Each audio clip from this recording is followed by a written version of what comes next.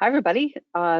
This is Kara with your SDS training team, and I wanted to welcome you to our monthly Care Coordinator Info Share.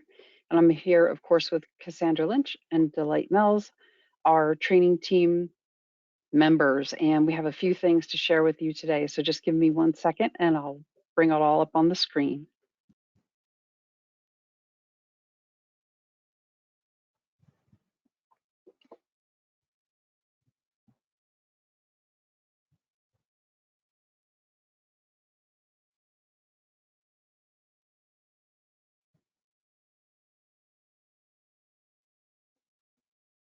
Okay. Welcome again. I'm showing my basic screen here, and let me make it a little bit bigger and go through our quick agenda. We just have a basic agenda, and we'll have time for Q&A if there is Q&A. But these are some main themes that we're hearing within the last month.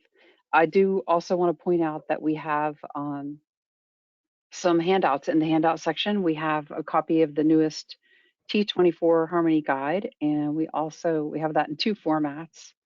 It's in Word and PDF, and we also have a draft late plan form document, which we're going to talk about now. I'm just trying to make it a little bit bigger here. Don't forget to use your questions to question area to go ahead and shoot us a question when they come to your mind. Okay, first thing on our agenda today is the late plan form. This is a new form, so if you haven't seen it, don't worry. You're not seeing it yet. This is a form in Harmony that allows the care coordinator to communicate reasons and the fact that a plan will be late. And so, of course, we know that we always want plans to be on time, but our regulation does have a piece in it which can work with a late plan for particular reasons or just upon the approval of SDS. That I'd be happy to email everything to if you can't download it. If you see it and you can download it, go for it. If you can't, don't worry, because we'll just email everything. And we'll post this to our YouTube, the recording to our YouTube, so you can also revisit the presentation there. Late plan form, you're going to be able to see it in March, and it's going to be due to be used April 1. And we have given your instructions out here, and I'll call them up as well. So we'll go ahead and take a look at that. So just give me 1 second, and we'll pull them up.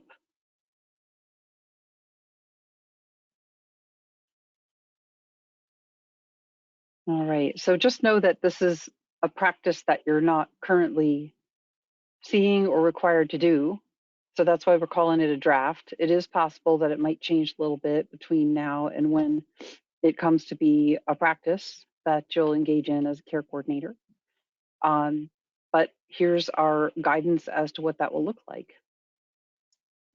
So your late plan submission, your support plan, of course, we have our due dates restated here. Okay, we're asking you or requiring you at a certain point to file a late plan submission form if the plan is late. It will be in plan forms as a subpage of a draft plan. If the plan is late but the form isn't filled out, it could result in an incomplete. So Delight, jump in. Do you have anything that you want to add? Just that if you are in a situation where you know it's going to be late, but you're not ready to turn in your plan, you should still reach out to the unit so that they're aware of what you have happening. This form is when you're ready to turn in your plan. So you're going to continue keeping your current practice of reaching out to the unit with that you're working on it and something's happening. Reach out to them via DSM, and then you would submit this along with your completed plan. So its intention is to give it's more of like a documentation method of when we have a late plan, so you can kind of give some context to it in a formal capacity. I do have the example live in Harmony. Do you want to keep going through the steps that you have, or do you want me to pull up the live version? I'm going to pass it to you. Okay. Okay. This is the handout with the screenshot so folks don't feel like you have to memorize everything as you see it visually here. And And go ahead. know that you can't see it yet. It's not in the system. I'm going to be showing you kind of a hidden version. So, you know, if you hop in today and say, oh, I've got a late plan that I could share about, you know, try this on. It's not going to be there yet. But let me make sure I get this. Let me know if you can see my screen. I am in a random fake plan, okay? And I haven't put in my plan details form yet. I haven't put in my questionnaire. I'm just going to show you that it's the same way you would do that. You'd add a plan form and you'd select the type. Now get ready. I have it. Oh no, I'm in the wrong role. See, I have to actually be in the reviewer role. So give me 1 second. I'm just going to change that. We should see it in just a moment.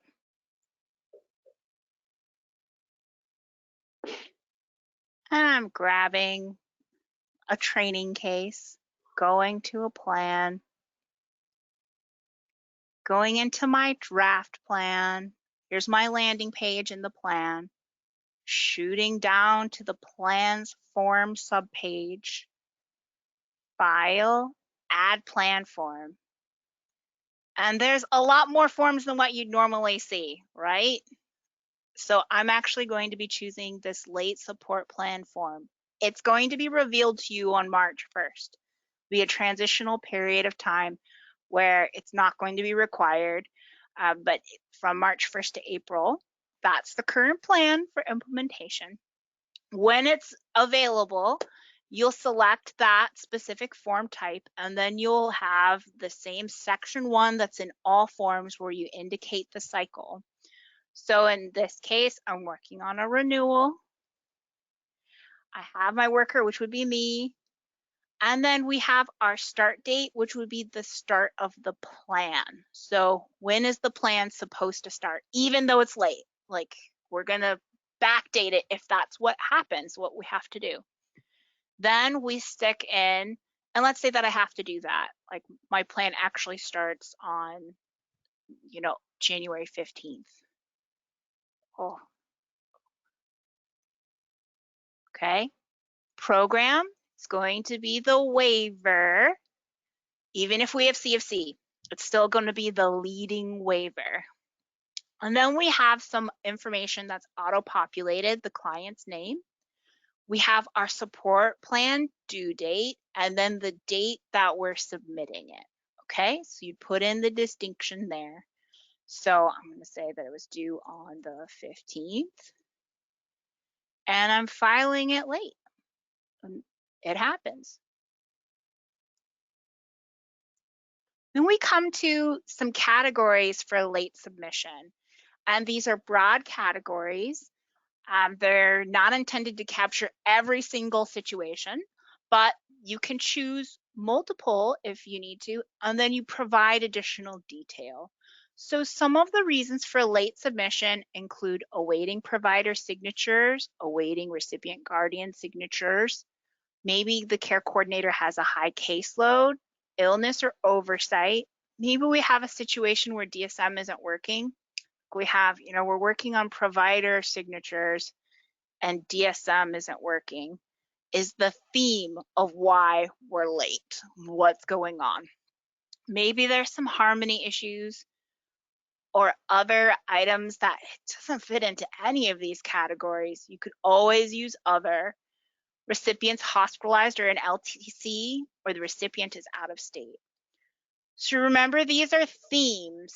They're not, you know, like if your scenario doesn't perfectly fit into it, it's okay. You can provide additional detail into this area. What is this going to be used for? It's really, in the long term, like many of the other elements of Harmony, intended to capture a larger snapshot of why plans are late. we're hoping that maybe we can see trends eventually of like, well, at this time of year, we had all of these late submissions because of whatever happened. So I'm seeing like, what if there was a natural disaster or COVID or something like that? It would be okay to put other and explain that. Okay, it'd be completely fine to give some explanation. I would ask, especially if we're talking about illness or maybe some components to like guardians being ill or something like that, that we maintain HIPAA practices and avoid using names or giving a lot of detail about health concerns. Um, this isn't something where you need to do a significant documentation. You don't need to prove your case or anything like that. This is really just a tool to be able to evaluate how we can get better at meeting our CMS requirements for on-time support plans. So this is a way for us to track it better, and it's a way for us to evaluate data on the information better. And I'm seeing some questions. So Kara, do you see any themes in these questions that we want to touch base on for these? One question we have is, and people keep asking over and over, which late? They want to know, is it past the 45 days or actual start date late? I would go ahead and go with the 45 days if you're late. You know, that's the deadline. Like you turn it in 45 days before the submission, or at least, excuse me, 30 days before the expiration. And then after that point, you know, it's late. If you have a situation where the start date's late, you know, that's late too. So don't overthink it. If you're late, you're late. You have to turn it in 30 days before the current expiration. If you're over that window, you turn this in just to give some context. And That's again, correct. Go ahead. remember that you should be working with the units to let them know if you have a special like circumstance happening, so that they can help document the record and Mhm. prevent any kind of disruption to services. Mhm. Yeah, we're going with the regs on this one, and I know that there's different, expectations, but we're going with our regulatory limits here. And like Delight said, you're absolutely correct. We're just trying to find out about the reasons for late plans. Okay, so if it says 30 days on the handout, you can go with that. You could go with the 45 days because that's generally when we expect them. It helps. It helps with compliance. You know, it really isn't, an issue. We got more questions prior to this form on how do you do this process? Where is what I do? Where do I do this in order to comply? As opposed to, when do I have to fill it out? So now the questions are, when do I have to fill it out? Regs say 30 days, where our practice is 45. You could really do either one. We're trying to discover about reasons why plans may be submitted late. For example, suppose we go back to, requiring full signatures and COVID comes back and people are late because they cannot get signatures on the plan because the providers are busy. This is how we're going to know things like that. And we'll be able to put different practices in place to, help plans be more on time. And I guess the biggest thing that could happen would be you would have, an insufficient if it was late and you didn't fill it out. And that's really the only thing. It's more of an information discovery thing, as opposed to did you do it 30 days or did you do it 45 days? So, And so they will be right now, we were talking about this is all draft. We're just giving you a heads up that it's coming in April. If you turned in a late plan, they would expect that either review teams would be expecting this form to accompany it. So this is going to be updated in the next release of the care coordination Harmony guidebook. So right now in the drop down menu, you got the January version. So that's the most recent version. When we next release the Harmony guide in March for like updates like this, the instructions will be included in the other plan actions chapter, where, I mean, this could apply to an initial or renewal, heck, maybe even an amendment. If we're turning in an amendment late and it should have been turned in a while ago, you could put this in as a means of informing the review team and documenting the case file of the circumstances that occurred for a late plan. So recap, this isn't live yet. This is coming in March. You'll get full instructions in the updated guidebook.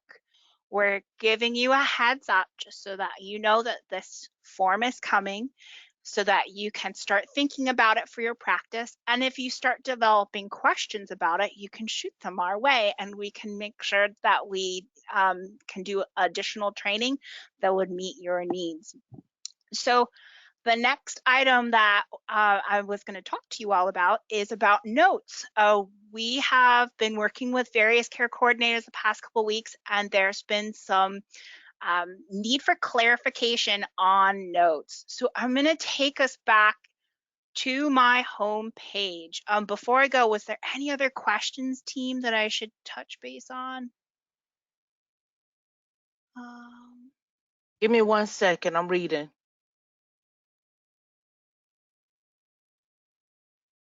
Gotcha. So questions about, well, who should I DSM for different review teams? That's a good question.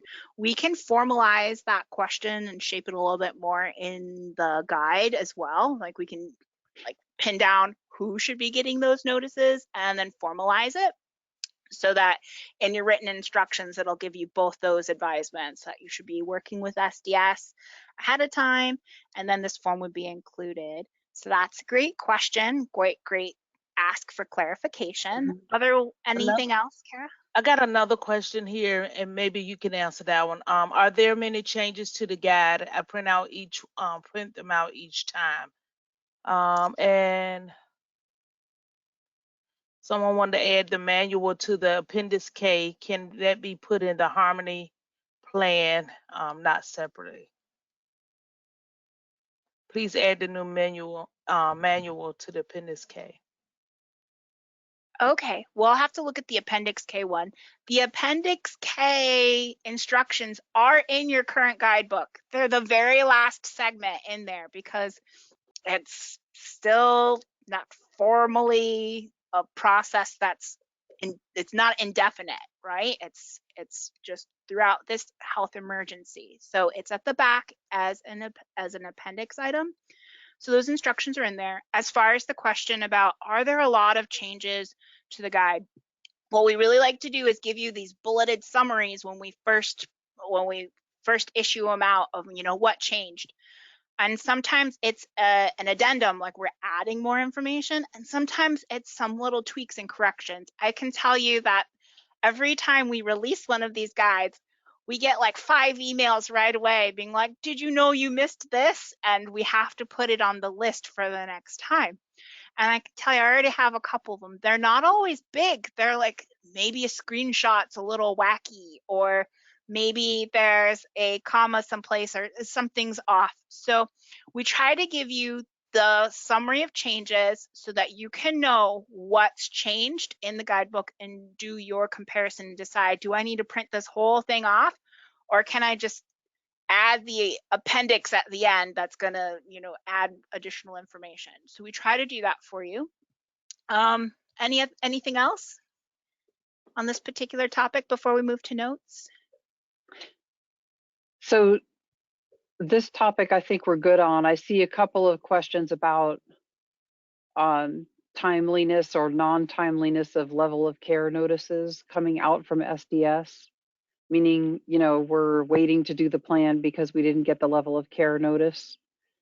That is, I don't know about you, Delay, but that's new to me. I'm wondering if, you know, we know where to check where the level of care is, and if so, then it would be a new problem. So I do not have an answer for that. We'd have to investigate that. The other one is about getting noticed that an application is late when it's not late. That is also a new development. It's either it's not late, or it was already done and deemed complete, or you've already submitted a plan and you're getting a notice that an application is late. That is currently under investigation, so we do not have an answer for that either. But we did get those questions as like a sort of a little influx of those questions. So we're not able to answer to those right now today, but we're happy to get your question. Yeah, I would say that first, if you'd like to get a little bit more information on some of these contexts, for the level of care one, if it's being processed on time, if you're encountering a specific case, please come to the office hours so we can look at that case with you, because sometimes it requires digging. But as far as like across the overall, is everything on time with the units, like we can't give you an off the cuff response to that right now, but we can investigate specific cases that you might have. Now to regroup about notes, to talk about what's going on with them. When you receive a note, you are literally being added as a note recipient. And that is like sending you a copy of it on your main Harmony dashboard. When you look at my dashboard right now, it looks like I don't have any notes. This is very deceiving. You want to make sure that you expand this panel. Currently it's collapsed. I want to click on this down caret and show that I have actually 34 unread notes in there that I didn't see before. So I need to make sure that I have this panel expanded. You can collapse and expand any of these different panels, just based on your preference of like what you want to see. I would recommend to you to keep this particular panel open, because this is how you're going to receive notice if you have an incomplete, if there's some sort of insufficient, if there's action that you need to take that SDS specifically said, add the care coordinator to this notice, we need them to know what's happening to their case. When you go into the completed notes section, so clicking in there, it gives you a full list of notes up to 1 through 15. You can adjust it by going all the way down to the bottom and clicking and typing in however many notes you have. Now it's up to you to decide if you want to clear this inbox out, if you want this to be emptied out. And it's a good approach. I'll tell you why. If you keep the notes really limited to just 5 or 6, when you see that you got another one, you will know, okay, I now have 7. I need to check that area and see what's new. When you start having a lot of notes like I do right now, I have 34, that can be harder to keep track of when actions are being requested of you. So right now in this area, I'm seeing notes from May 2020, and I really don't need to look at that anymore. So to clear this out of my inbox on my Harmony desktop, all I really need to do is check this little box here in the corner and go up to Tools and select Mark as Read. Okay. And it'll tell you one notes was successfully marked as read. And I hit OK, and it clears it down from 34 to 33.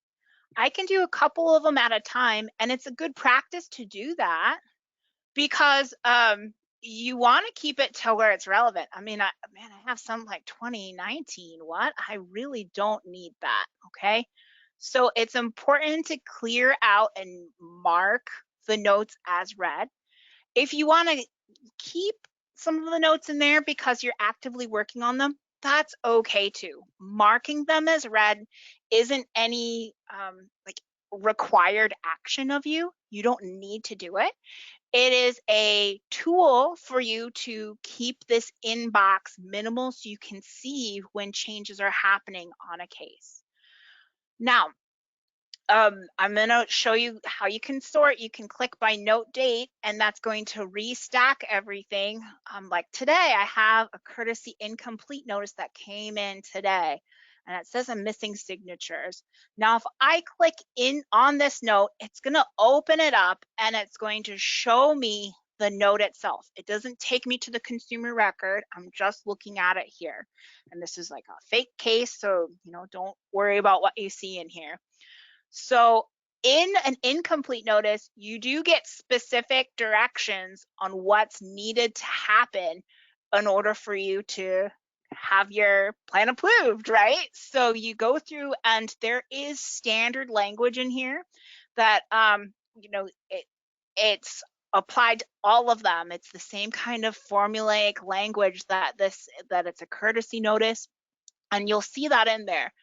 Don't just skip it, because if you look through at the top, be really careful to make sure you hit the reasons why you're being requested to turn in something. If you are if you're kind of struggling with it, come to office hours and we can help you look at that note and can get a better understanding. But what I really wanted to show you at the very bottom, you can see here's the care coordinator as the note recipient, and the status says that it's unread. Hello, I'm reading it right now, right? Well, even if I close this, it's still going to be unread until I check this box and put in mark as read, okay? Now that incomplete notice has been removed from my notes panel, right, on my dashboard, okay? So it needs to refresh. I'll click on it again. 27 notes. Now, even though I marked them as read, it does not mean that I completed the action. I still have to go and do whatever it was that note asked me to do. But I can always find that note in the client's file. So I'm just going to do a quick search for that client again. Going in to my cases and grabbing the case, going to the notes, and there's my incomplete notice. So it's there. When I click on it and go to the bottom, it shows that I read it because I clicked that little box, okay? So one big thing that I want you all to be aware of is that you are not tagged on every single action that happens in a case. And it's okay.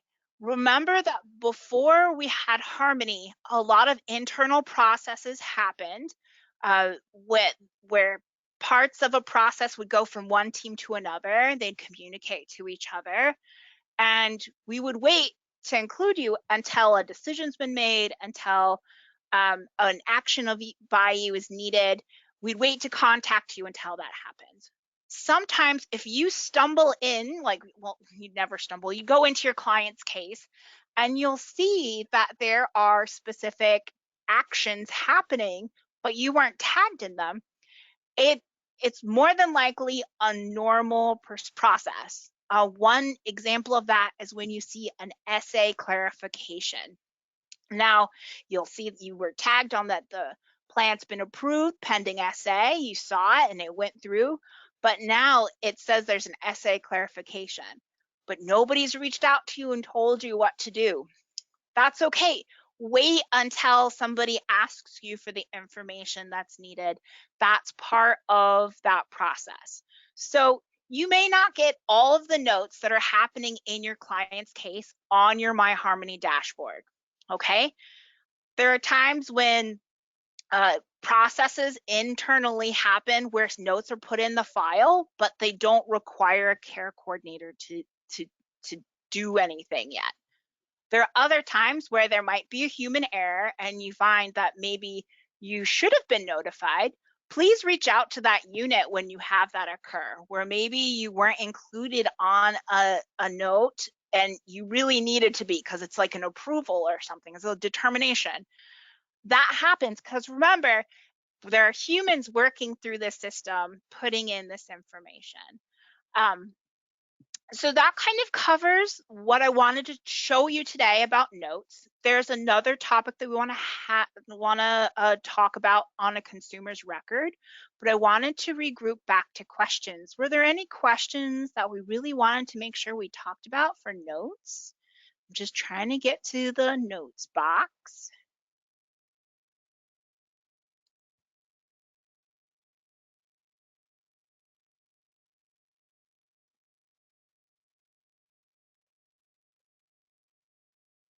Okay.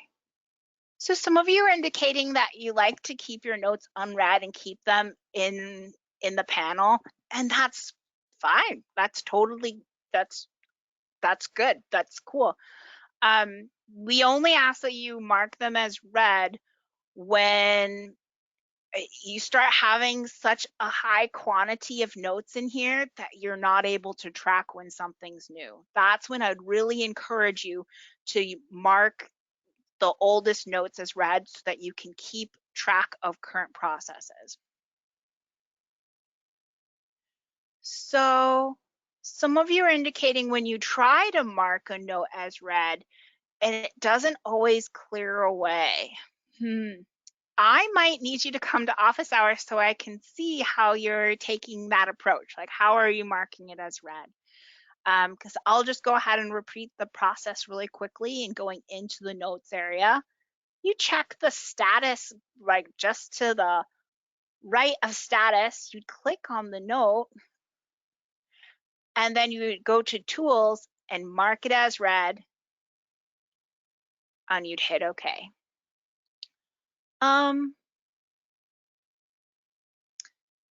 So someone's bringing up a really great question. Well, right now, I don't have a notes panel. It's just not there. That happens when you have 0 unread notes, meaning that you have cleared all of them. This entire panel will disappear, and then it'll reappear when you have a new note from SDS. Okay, so that's definitely a feature. You can also, and when that happens, even collapsed, that blue bar just won't be there if you have zero unread notes. Okay, if you've read all of them, they're all in the client's files. Okay, taking a look at a couple more questions. I think I might have covered them, but team, let me know if you see anything else. One said, is it possible to fix the notes dates, making the most recent ones show first rather than the older ones? I might have missed hearing that, so I'm sorry. You know what? I can ask that. That's something that theoretically would be a configuration we can do. What we find is that we may have set a like a configuration is a fancy way of saying a setting. We put a setting in so it would do that, and then when there's a big reboot, sometimes they clear all of those different settings and we have to ask for them again. So I'll just make a note of that and see if they can adjust that for a care coordinator's view so that the notes stack, reverse, like most recent, newest to oldest. So I'm just making a note of that one. Okay, anything else?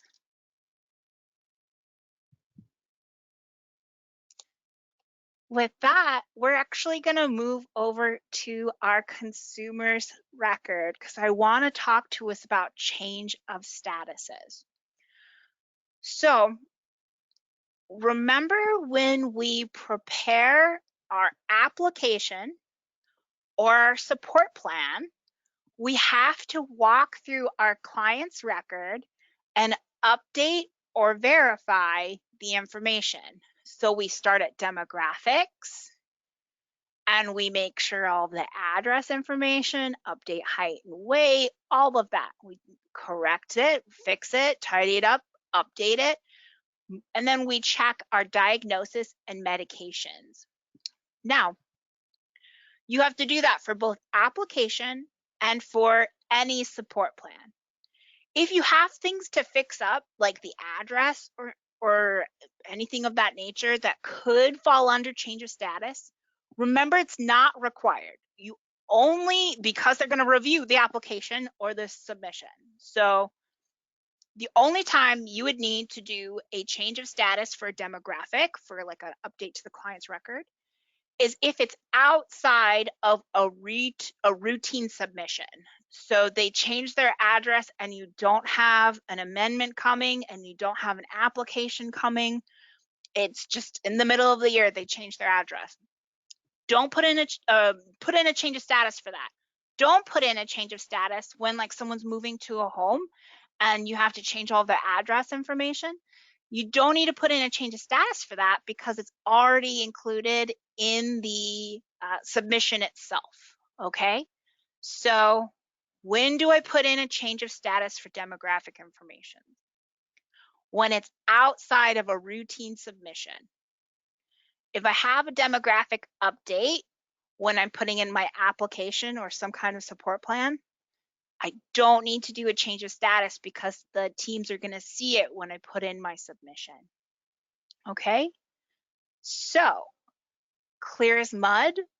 The reason why we're bringing this up is we're seeing that a lot of people are putting in change of statuses with the amendment. Like they're putting in an amendment and they're putting in a change of status, or they're putting in a support plan. And it's not necessary to do that because it's already documented on the application or on the support plan or like the amendment, what have you. So demographic changes outside of a routine submission would be a change of status.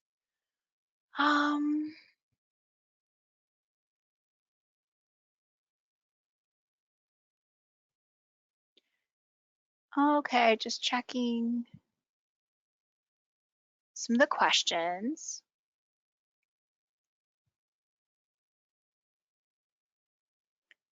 Some of you make, oh, you can see my dog in the background. Sorry, one of my coworkers back there. I'm looking at some of your questions. I'm a little confused as to why the need of additional change of status. Shouldn't anyone try to get a hold of a client or guardian by checking the most up-to-date information before making the call?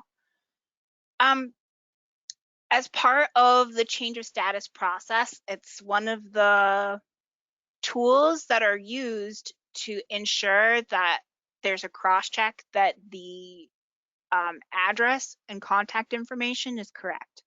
There are a lot of different pieces in Harmony where it's, if you select the wrong checkbox of primary versus resident, right? Like it just accidentally happened, you chose the wrong one. It can lead to the system automatically sending information incorrectly. So it's part of the review, and these teams are checking the information so that when something automated happens, it functions correctly. Teams do take time to go through and they verify contact information, especially with legal guardians before they reach out. But the change of status for legal rep information can only be submitted through a change of status at this time.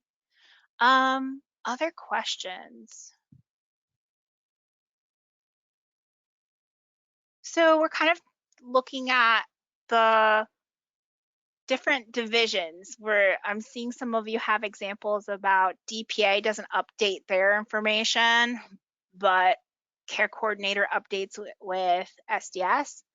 I can only speak to the processes that SDS has and your role with documenting it in Harmony. I'm sorry.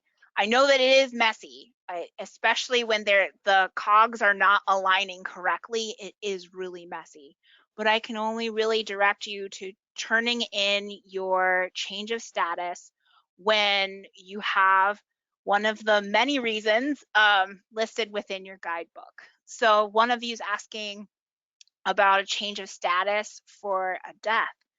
And that's one of the examples that we have where we're looking, and I'm just gonna pull up the T24 for you guys.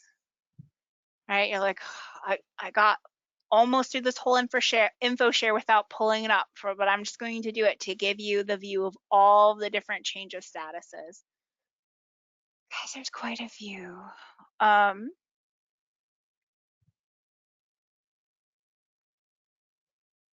it is under. So some tips about looking for things in the guide. It's a really big guide, and I can't tell you how many times in a week I get an email where someone says it's not in the guide, and then I find it for you. I obviously have an advantage here because I helped put it together. But for you, if you're looking for something in the guide, you can use the navigational panel in the Word version, which, well, where's that? It's under View and clicking Navigational. You can do it that way and typing in change of status, and it'll tell you it's referenced 37 times. Well, that's a lot. And then you can kind of either use the bar here to scroll through and check, oh, I can do it, I can see it here, reporting changes, chapter 6. Or you can go through each one of them one by one with these tiny little arrows here. So I'm clicking to change of status, and what I wanted to show you, because I'm seeing some questions, is that there's a breakdown for every different type of change of status that's needed, okay? Some of them include, they all include when you use it, but they also include when maybe you need to have additional information. You might need a specific form, something of that nature. Know that this field is also shared with PCS agencies. So some of these items really are rarely used for you, and some of them you use all the time. When it comes to a closure due to death, the only action that a care cord needs to take, besides filing your CIR, yeah, so you have to file your CIR. In Harmony, you need to file a change of status, provider discharge of service / closure. So that's one of the items that we have. Okay, so I'm seeing quite a few additional comments about like DPA's change of status form and their requirements on what they need. Cost of care, a lot about cost of care. Okay, so those are definitely pieces. I see Kara's doing some typing in on some of these and answering some of your questions. The last thing that we had on our agenda was about the ADRC, DDRCs. Kara, did you want to pick that up? Hey, Delight, can I read this one? I don't know if you answered this one or not, and I apologize.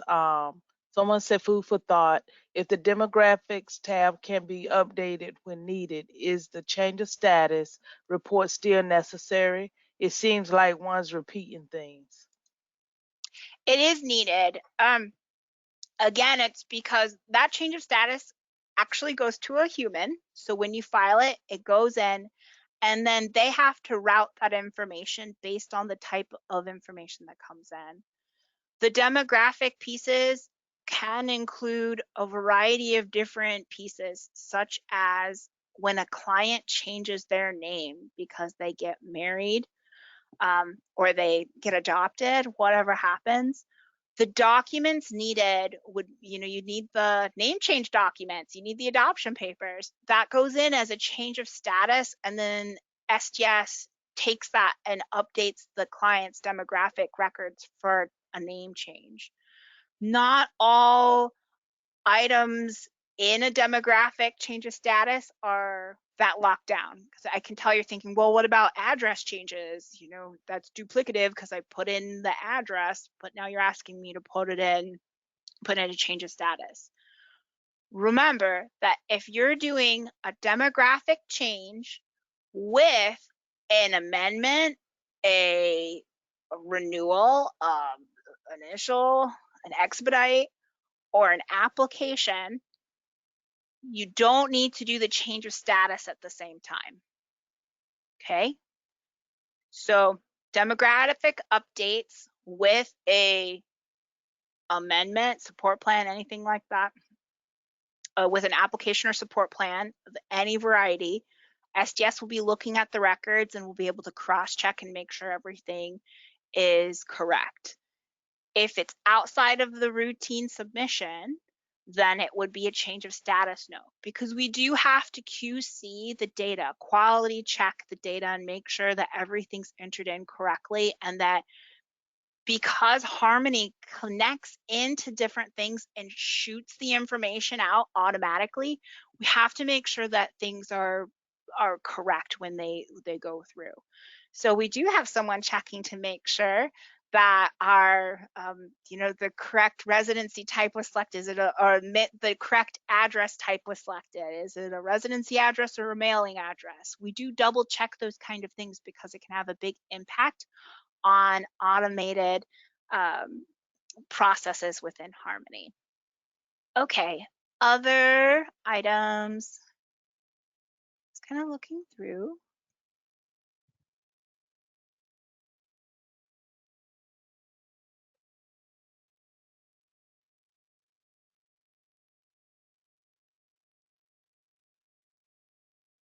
Okay, so some of you are reporting that you like filed a change of status, but you still see that something isn't changing or being corrected. I would say that it would be appropriate for you to DSM the unit when you see that you've made a submission and it's regarding the client's information and you don't see any action on it for 14 days. And that's kind of the time frame we're looking at. I'm seeing that is 14 days is too long. 2 weeks, we would expect that that information would have been adjusted. Okay, other questions?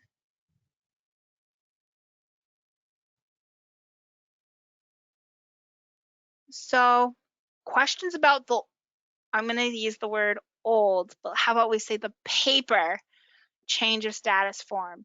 It's no longer required. The information you're capturing is broken down within the subtype, what type of change are we having, and then within the description of the information. So when we, in the body of the note, you provide additional context. So entering a long description, you'd give more information that would allow SDS to understand what's changed in the client's record. Okay. Okay, Delight, we have one here. Someone was told that pre-screening is in Harmony and they don't know how to look for it. So when we talk about our PCI, that's actually our last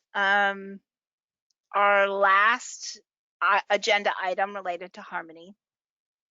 You should be able to locate that specific piece as a note in the client's record. So going in and looking in notes, I would expect this note to be further down in the client's record. Okay. So how you can do some searches for it if you're in a note that's had a lot of activity, as this one has. Or you might have a new case where you've put in your inquiry. Once you've accessed it, there's going to be fairly limited information visible, including your inquiry, like appointment of care coordination would go in, and you'll probably see the person-centered intake report that would be in there. The PCI would be in there as well, and it would be a specific note type. How can I search for a note type like that? You can do some searches by clicking on the filters, and you can add, hitting the little plus button, and do some searches by date, program, note type, subtype, status, attachment category, or a keyword. So there are quite a few different options that you have. I like using note type subtypes because those are structured within the Harmony system. They're consistent and structured. That's a big reason why we encourage you to use the correct note type subtype when we have these guides so that we can find the same information over and over again. So I can look, and I have a lot of different options here. All these different options, okay? Like all these different types. Wow. Yes. And so I'm trying to remember off the top of my head. I might actually have to go back to my guidebook to remember what that specific combination is. So how do I find that? Let's take a look. Grabbing it, I'm going to put in the word intake is probably going to be my best bet. And I have 2 results, so let's see.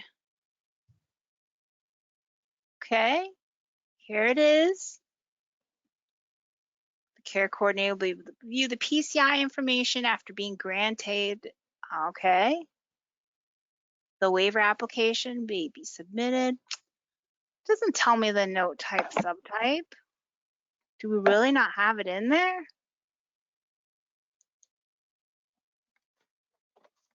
Well, no wonder why you guys can't find it. We don't have it written down. So I guess that's what's going to be in your next guide, huh? Is I'm going to have to build that for you. I thought it was there. I'm sorry about that. It goes to show you that sometimes when you tell me you can't find things, you know, you're right. So I'm putting that in as my to-do, is finding instructions on how you can search for the PCI. And that's going to be important because one of the transitional processes that was in place was that we were asking the DDRCs to give you a paper version of it.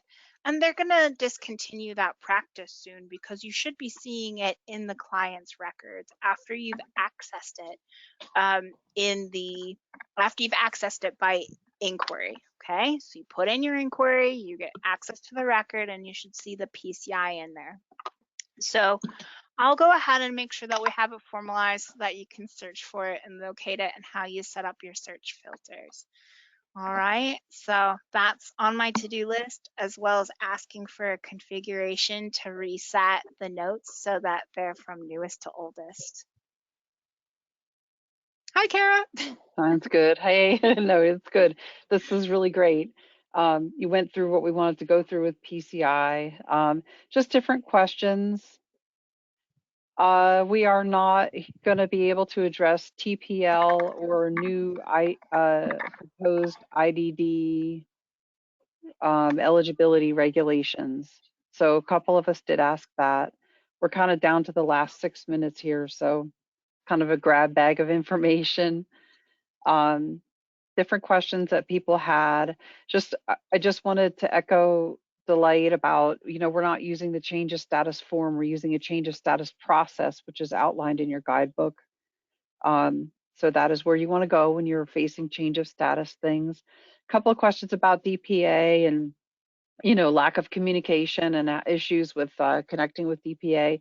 SDS leadership is working on that because we are aware of that. I don't have updates right now at this very moment, but we are working on that. There was a question that says, what does SDS want us to do if the client isn't getting services because there aren't any caregivers and the agencies are opting out of doing certain services, like we're not going to do PCA anymore or whatever? Okay, so that's a big problem that we're facing here in Alaska and all across the United States. We're facing a lack of caregivers because of COVID and just a lot of issues with that. So my best answer is if your client's health and safety is impacted, please submit a critical incident report or an APS report. All agencies are struggling for staff. You may also submit your written concerns to the policy unit, Jetta Whitaker. It's jetta.whitaker@alaska.gov.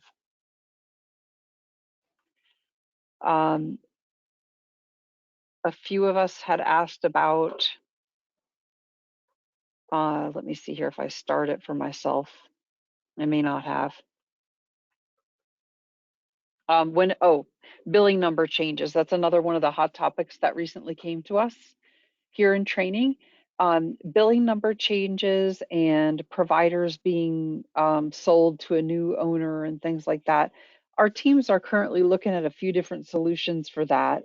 A couple of us have written in and said that they were instructed to send in a cost sheet and things like that. That's fine. If somebody from within the teams tells you to do that, there's nothing wrong about that. my point is that we don't have a blanket statement that every single team has had a chance to weigh in on for this workaround of how it comes to us is the care coordinator says they're unable to find the provider agency under the known billing number.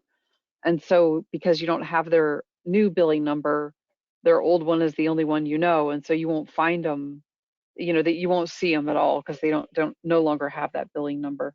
So to try to knit that together in terms of having the new provider number available to you as the care coordinator in Harmony so you can select them is probably going to be partly a Harmony fix, like a configuration fix.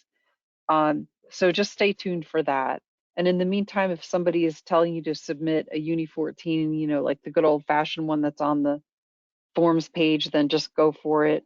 We'll probably have different answers as we get updates in that area of Harmony. And it's pretty typical as we're just sort of teasing out these different areas that need to get technical updates. So that was one of the ones that I had starred here for myself to address.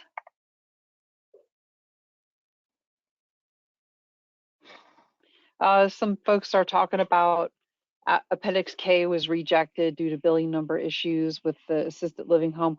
Yeah, we're seeing a lot of homes getting new billing numbers, right? So there's the there's the thought about if a provider sells to another provider, would that mean an amendment because the person is going to have to agree to choose the new provider even though they're already living there, right? Um, some of the homes have new billing numbers, and some of the homes are going to have new billing numbers. It's all kind of like a number of them at once.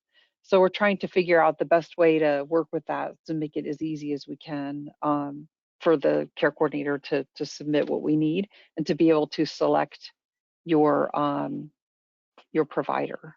So I don't know specifically. Doesn't say that the Appendix K was rejected due to the billing number. It could be that the provider didn't have a billing number yet, and so they're not going to be selected and they're not going to be able to bill, so they're not going to be in a plan.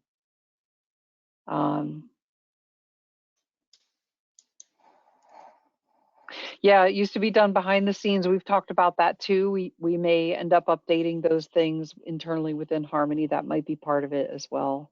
So I don't have a new answer today, but just know that we're working on it. It's my best thought.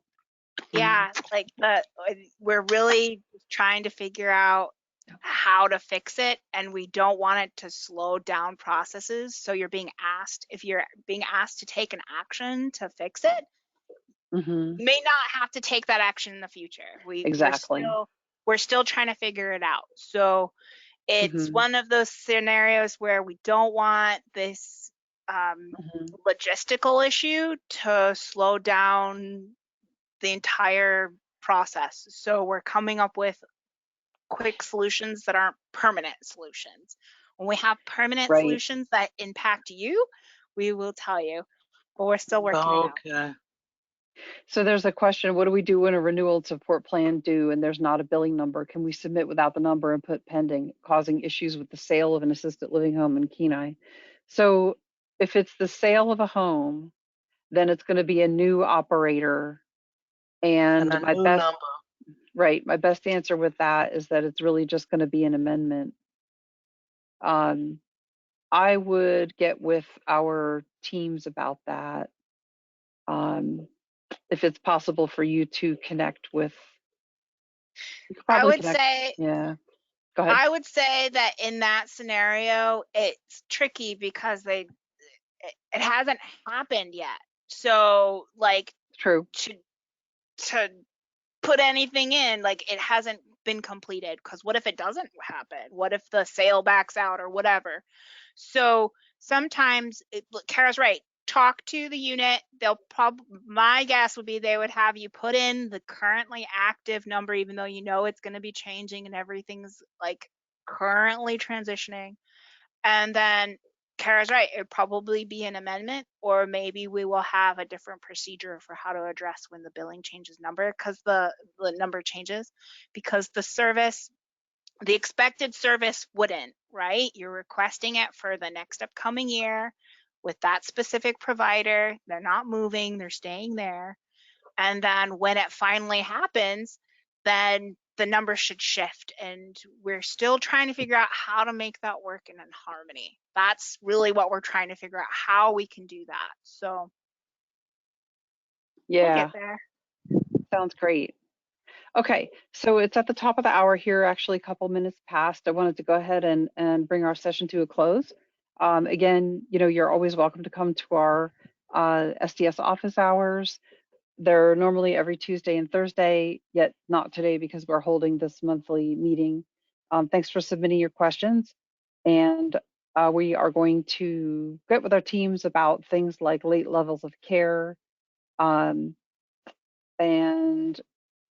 the other issues that we talked about that we're researching the billing numbers and researching a couple other topics here. But anyway, we'll get you an email with our attachments and a link to our recording.